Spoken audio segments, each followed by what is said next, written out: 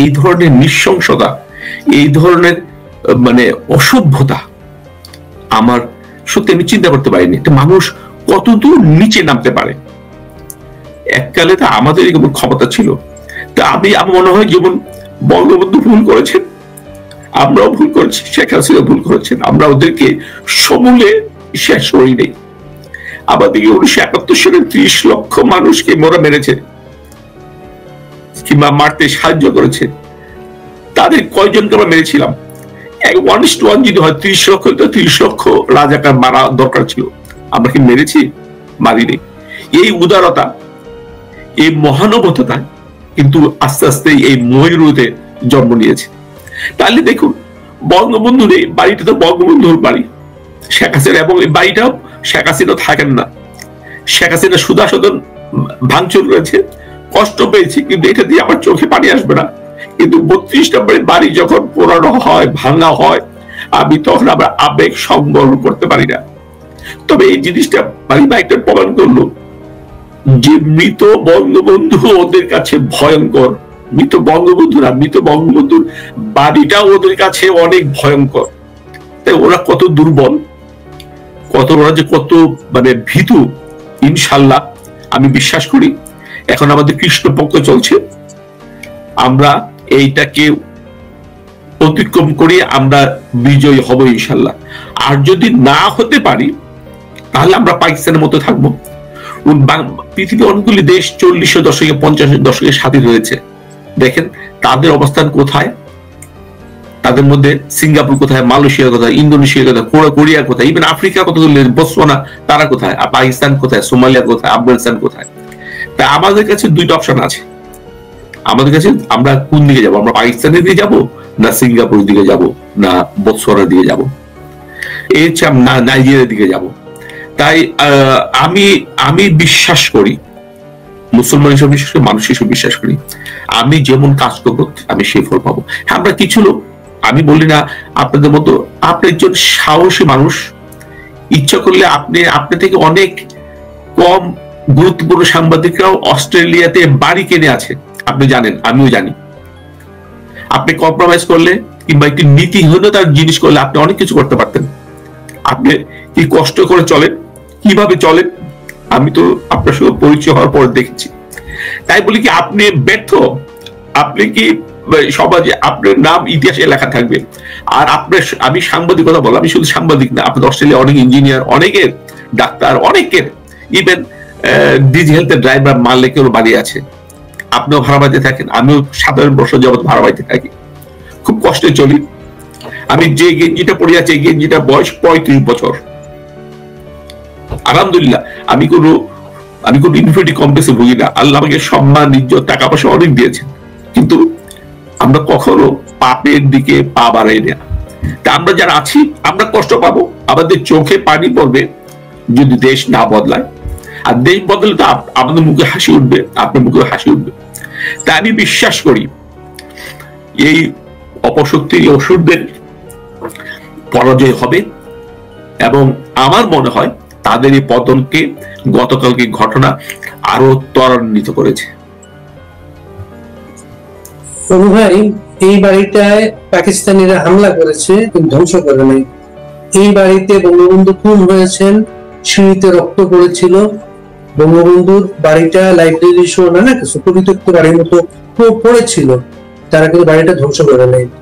এই বাড়িটায় শেখ হাসিনা দেশে ফেরার পরে অনেক সংগ্রামের পরে বাড়িটা তার কাছে হস্তান্তর করা হয়েছে।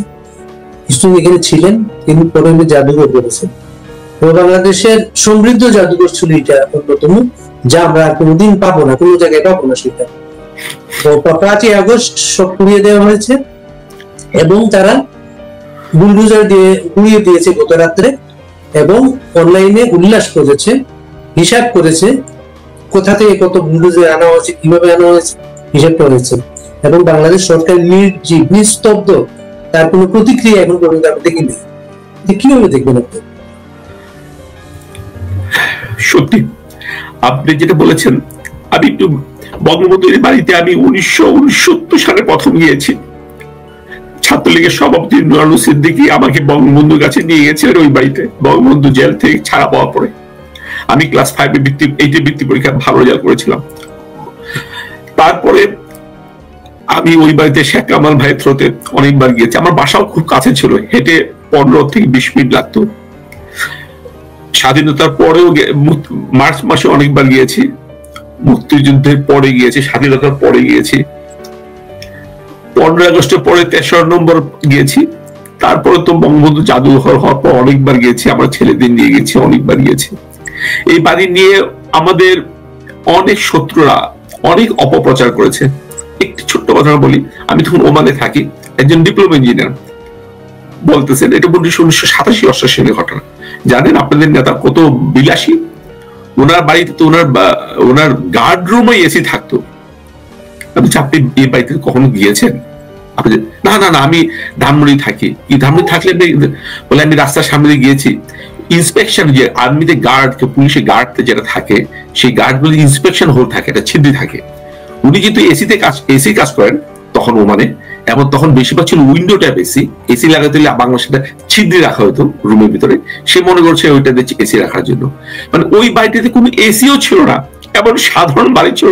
ওই বাড়িতে অনেক ইন্দিরা গান্ধী সহ অনেক রাষ্ট্রপ্রধান ওই বাড়িতে গেছেন, খেয়েছেন, ইভেন মিশরের আনোয়ার সাদত। এত সহজ বাড়ি, এত সিম্পল বাড়ি, এবং বাড়িটা ধীরে ধীরে অনেক কিছু উন্নত করা হয়েছে। তারপর বললাম 1975 সালে ঢাকা শহরে কমসে কম 3-4 হাজার বাড়িতে এসি ছিল, বঙ্গবন্ধু ওই বাড়িতে একটি এসিও ছিল না। বঙ্গবন্ধু নিজের পয়সায়, সৎ পয়সায় ধীরে ধীরে এই বাড়িটি করেছেন। এবং বঙ্গবন্ধু, আপনি বলছেন 75 সালে সামান্য ক্ষতি হয়েছে, গুলিগুলি হয়েছে, কিন্তু এত হয় নাই। তারপরও অনেক সময় পেয়েছে, হয় নাই।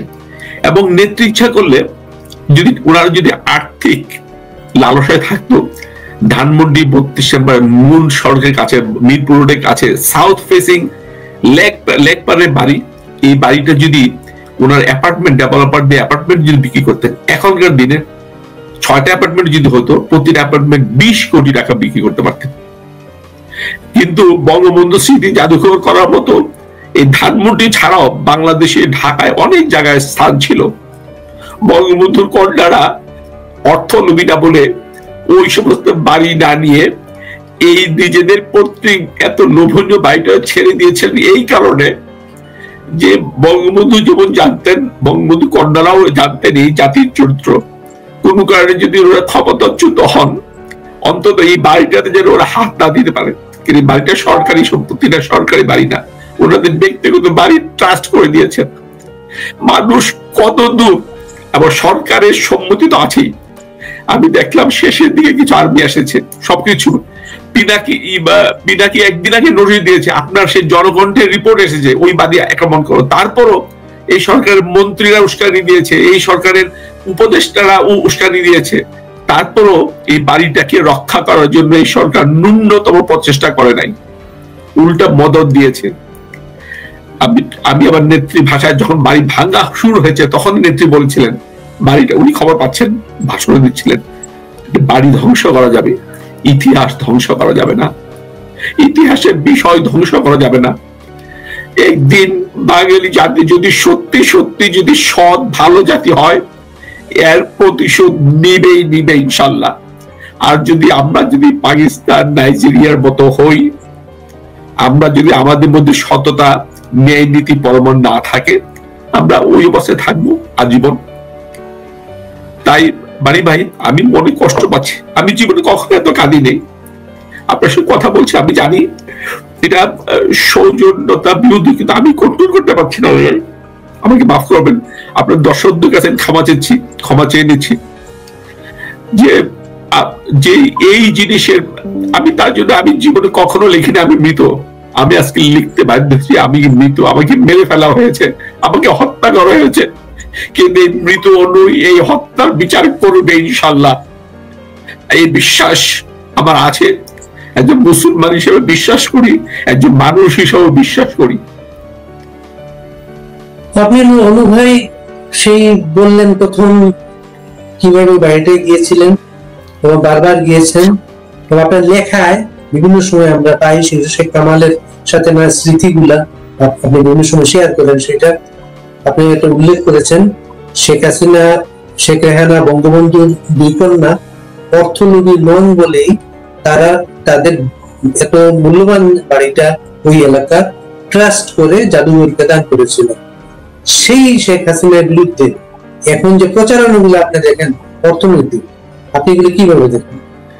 আমি গত পরশু লিখেছি, আমি তো আপনার মতো গুছিয়ে বলতে পারি না, লিখতে পারি না, আবেগে বসে অনেক সময় লিখি, কিন্তু মূল কথা হচ্ছে এই সমস্ত অপপ্রচারগুলো কিন্তু এই প্রথম না। বঙ্গবন্ধুর বিরুদ্ধে কিন্তু অপপ্রচার হয়েছিল। আমার স্মরণশক্তি যা বলে, বঙ্গবন্ধুর বিরুদ্ধে তখনকার দিনে ইত্তেফাকের মধ্যে মোস্ট প্রবলি 75 সালের জানুয়ারি মাসেও একটা ছোট্ট বক্স একটা নিউজ এসেছিল, বঙ্গবন্ধুর নিউ ইয়র্কে বাড়ি আছে। তেমনি ভাবে আরো অনেক অনেক অনেক অপপ্রচার করা হতো। বঙ্গবন্ধুকে যখন পারতো না, তখন বেগম মুজিবকেও পর্যন্ত ওরা এবং একটি কথা আমি অনেক সচিবের মুখে কাছে শুনেছি, সচিব তখনকার দিনে, যে বেগম মুজিবের শাড়ি সকালবার শাড়ি থাকে, সন্ধ্যার দিকে এটা স্কার্ট হয়ে যায়, টাকা বুঝতে পারে। সেই বঙ্গবন্ধুর বিরুদ্ধে তো যেহেতু বঙ্গবন্ধু বাড়ি 75 সালের পরে লুট করেছিল খুনিরা, তাই 75 পরে মিডিয়া অনেক কিছু করেও কিছু পান নাই। যে কিছু টাকা পাওয়া গেছিল এগুলো বেগম মুজিব তার আগেই বলে গিয়েছিলেন এই টাকাটা কিভাবে পেয়েছিলেন। তেমনি ভাবে এবং তারপর তো বঙ্গবন্ধু পরিবার প্রমাণ করে গেল যে বঙ্গবন্ধু আপনি 75 সালের পর অনেকবার চেষ্টা করেছে, অনেক কিছু করেছে, অস্ত্র পেয়েছে, টাকা পয়সা পেয়েছে, সোনা দানা পেয়েছে, কত কিছু, কিন্তু কোনোটাই ভিত্তি ছিল না। এবং আপনারা জানেন, অনেকে জানে না, 1978 সালে যখন রেহানা বা লন্ডনে বিয়ে হচ্ছিল, তখন তো ওনাদের দুই বোনের মধ্যে দুই বোন ছাড়া আর তো কেউ জীবিত ছিল না। রেহানা হাসিনা আব্বা তখন ভারতে রাজনৈতিক আশ্রয় আছেন, ওনার সে আর্থিক সক্ষমতা ছিল না ওনার একমাত্র জীবিত বোনের বিয়েতে উপস্থিত থাকা। তাই এই ধরনের অপবাদ অনেক দিয়েছেন, অনেক এখনো দিচ্ছে। আপনি তো দেখেছেন 300-এরও বেশি ওনার বিরুদ্ধে হত্যা মামলা হয়েছে। কিভাবে সুপিরিয়র রেসপন্সিবিলিটি প্রধানমন্ত্রী হিসাবে, তাহলে তো দুনিয়াতে সব হত্যাকাণ্ড পুলিশ যে হত্যাকাণ্ড করবে, সব পুলিশ যদি করে, পুলিশের উপরে তার এসপি, তারপরে উপরে স্বরাষ্ট্রমন্ত্রীর প্রধানমন্ত্রী দায়ী থাকবে। তা সব হত্যাকাণ্ড পৃথিবীতে যত দেশে যত হত্যাকাণ্ড হচ্ছে হয় সবগুলো দায় দায়িত্ব প্রধানমন্ত্রী হবে। এই ধরনের হাস্যকর মামলা করেছে তাদের সমর্থিত উপদেষ্টারা। আমরাও বলছি এই সমস্ত মামলা টিকবে না, তবুও এতগুলি মামলা করেছে এই কারণে, যদি কোন একটা মামলায় বিচারক যদি ভুল করে শেখ হাসিনাকে ফাঁসি দিয়ে দিতে পারে, তাই সে বেটা তখন এটা অন্য একটা পরিস্থিতি সৃষ্টি হবে, ফাঁসি আসামি হিসেবে ওনাকে ট্রিট করবে। কিন্তু অর্থনৈতিক দুর্নীতি মামলা কতগুলি অভিযোগ উত্থাপন করেছেন, এর মধ্যে শুরু করেছিল প্রথমে অক্টোবর মাসে, বলেছিল রূপপুর $12 বিলিয়ন প্রজেক্টে $4-5 বিলিয়ন ওরা চুরি করেছেন। কিন্তু আপনারা দেখেছেন এর পরপরই ওই রূপপুর প্রকল্পের মেইন যে ঠিকাদার রোস্টাম প্রতিবাদ করেছে। শুধু তাই না, রাশিয়ার সরকারও প্রতিবাদ করেছে।